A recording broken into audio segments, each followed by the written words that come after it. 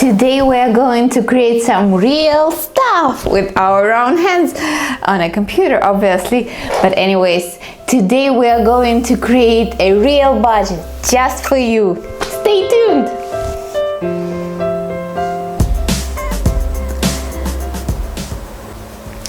Hello beautiful people, it's Tatiana Ivleva from Pipo Living and I welcome you on my channel. Subscribe if you haven't already.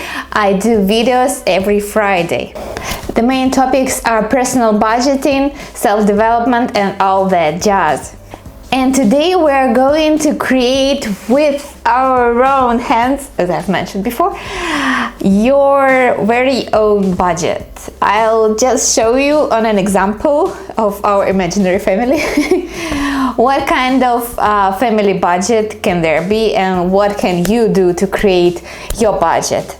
But in order for this video not to be as long and boring as it was before, I decided to make the two parts for this video tutorial.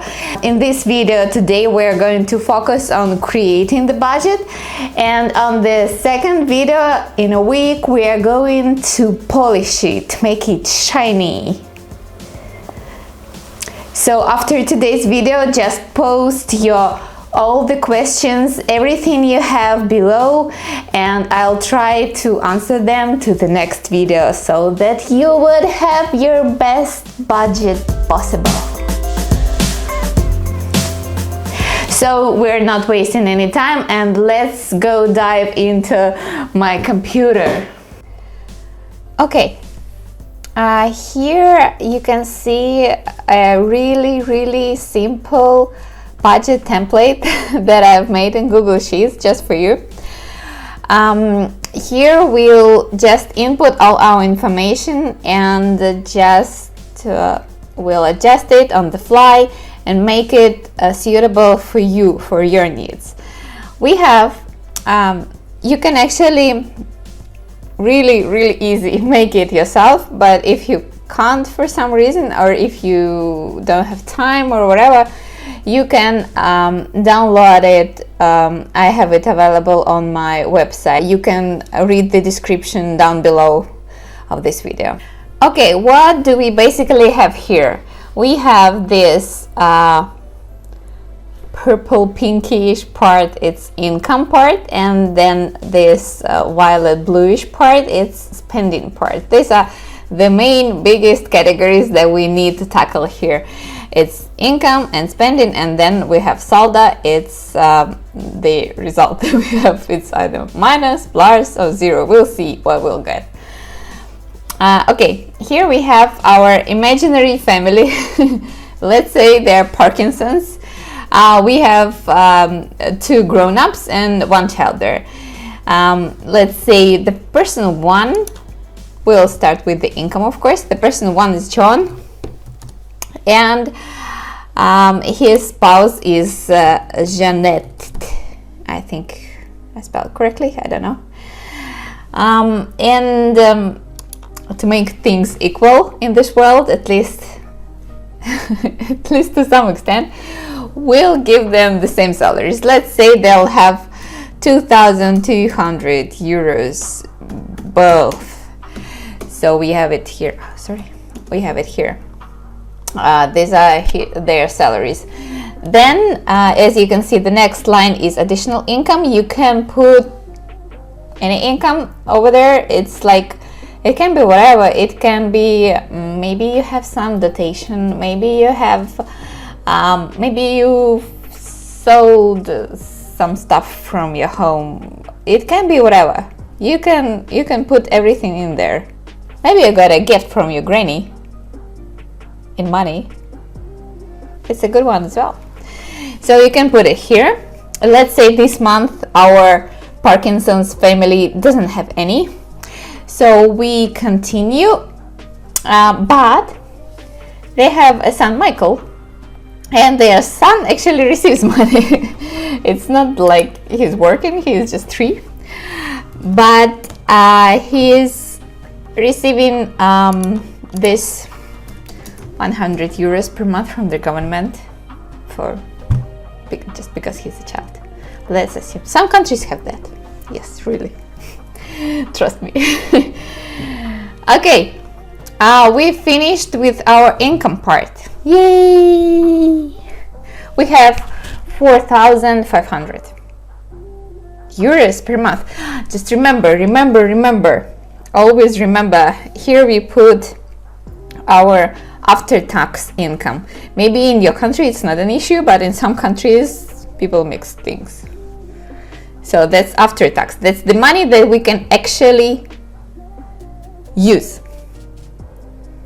Okay, now on to our next part. Next big part is spending. What do we spend our money on? That's a pretty cool one. Yeah, in some parts. Anyways, what I would recommend you to do, I would recommend you to start from the payments that are obligatory, that you know that they will 100% come. Yeah, there is no way to escape, for example, mortgage payment, or if your child goes to daycare, you just have to pay for daycare and stuff like this. So let's see what our family has here. So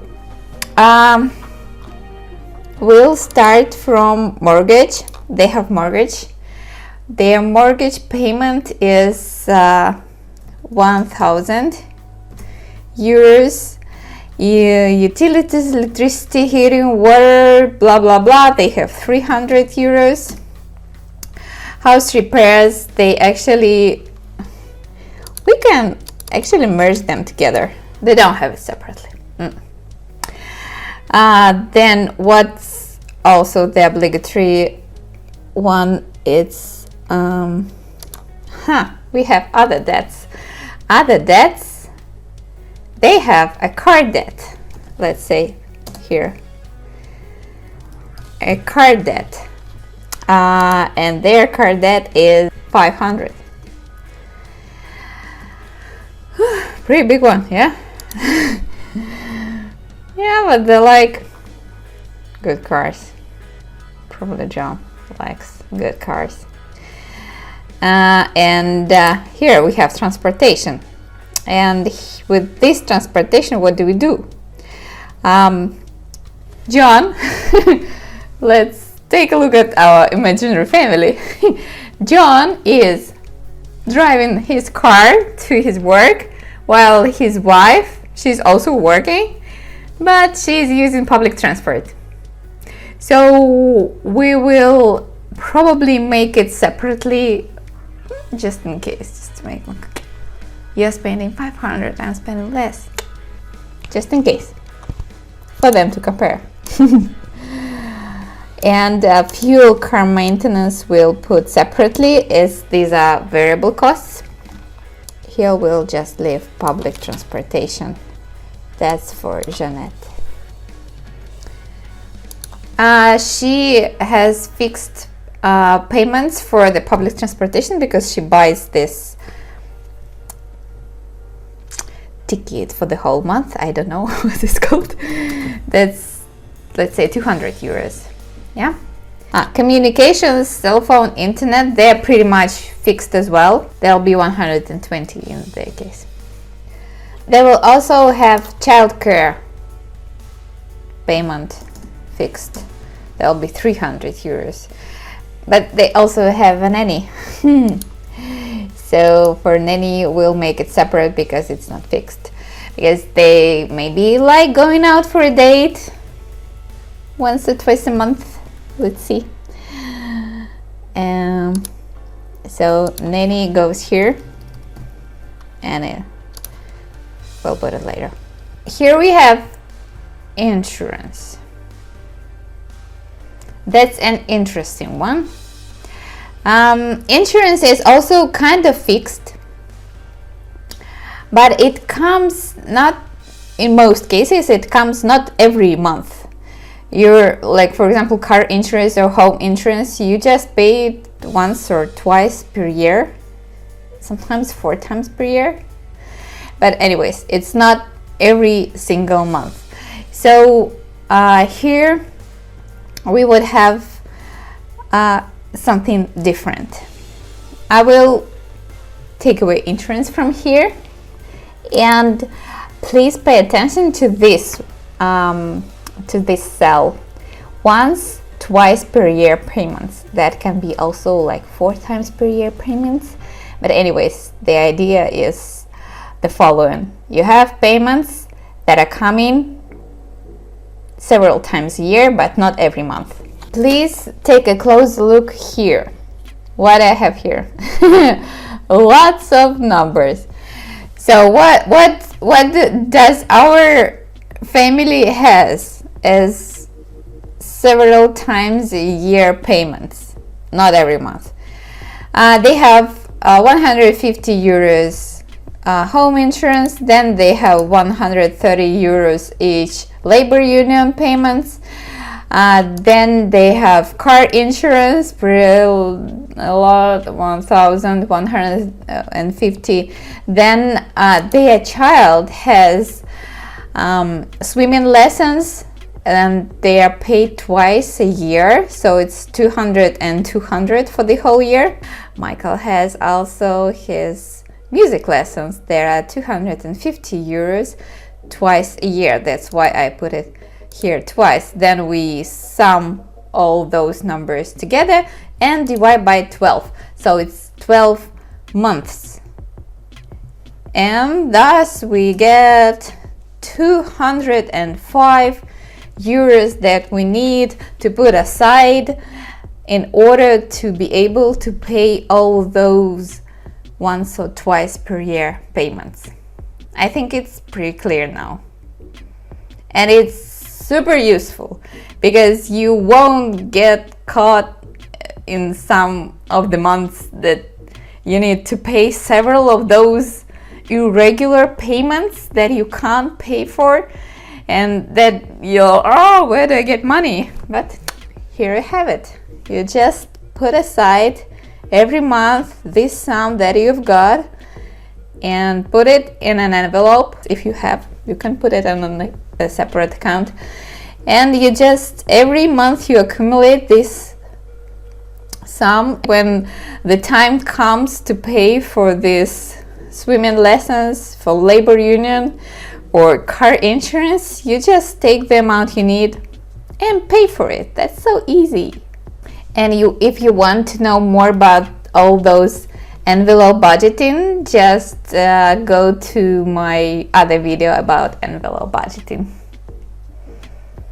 Okay, here I've filled all the other categories and merged or deleted some of the categories depending on the needs and the needs of our imaginary family Parkinson's, you can see here. And we are done, but not just yet. What we've got left, please take a look at our saldo number. It's minus 25. It shouldn't be minus, it should be 0. What do? We find this 25 euros. We just subtract it from some category. It can be like any category except maybe from the ones that you have fixed payment. You can't subtract from your car debt payment or from mortgage or from daycare. They won't allow you. But you can subtract from eating out category, cosmetics, entertainment, even savings. But I would prefer not to touch savings. I would probably prefer subtracting from entertainment, because they had 200 euros, now they have 175. Okay, my dear friends, now you've seen how we've created budget together with you. I hope you followed along. If you don't have a computer with you, or you don't like doing it on a computer, or for whatever other reason, if you don't want it, just take a piece of paper, write it down on the paper. The main point is that you put in the numbers, that you follow the numbers.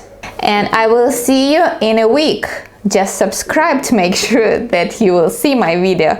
In a week we'll polish your budget so that it would work the best way possible for you. If you have any questions, suggestions, hesitations, whatever, just write it down below this video. I will try to answer it all, and see you next Friday. Love you. See you. Bye. Mwah!